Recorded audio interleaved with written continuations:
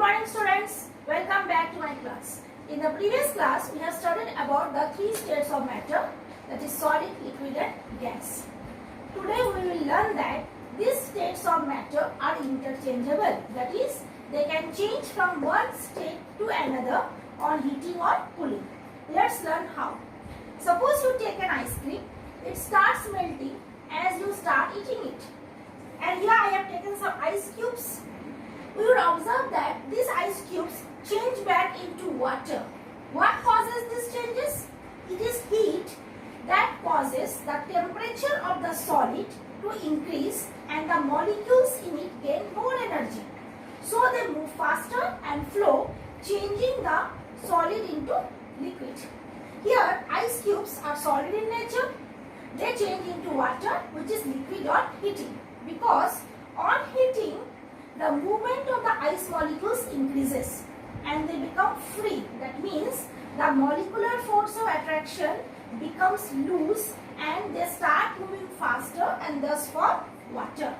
This change of solid state into liquid state is called melting. Now, if we put this water back into the ice tray and put it in the freezer, then it again changes back into ice, which is a solid. Now let's understand this process. When we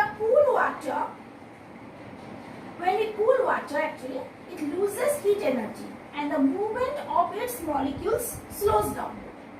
As a result, the molecules come very close to each other and become very closely packed to form ice, which is a solid.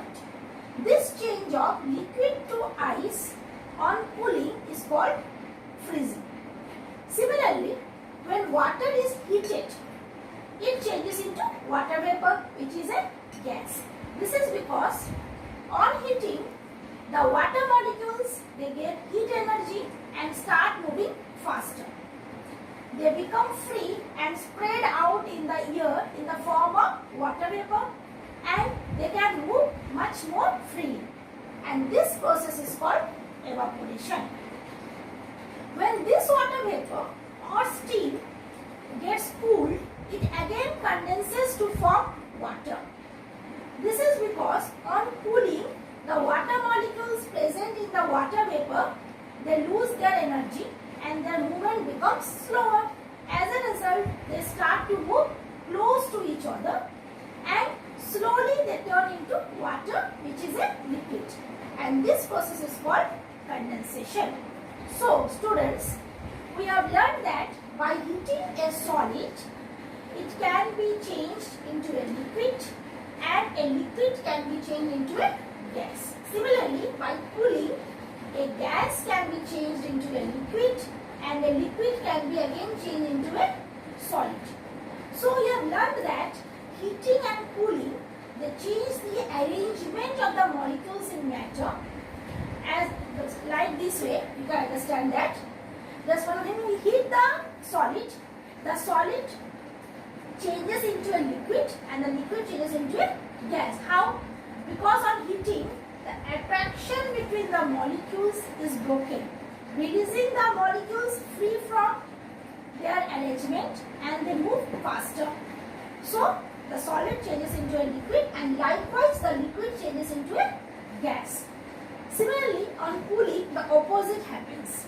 The molecules slow down, they come close to each other and their attraction increases. So, the molecules come close together and so that on cooling, the gas changes into a liquid and eventually the liquid changes into a solid.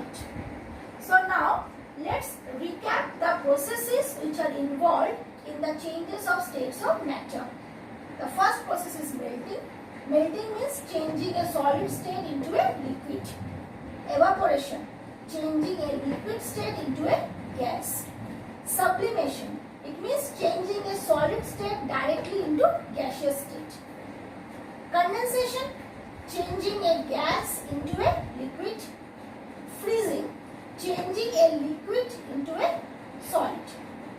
So now the next we are going to study what are the usefulness of this change of states.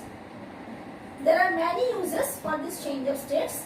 The main one is water, as you all know, exists in its three states, that is ice in the solid state, water as liquid state, and water vapor in the gaseous state.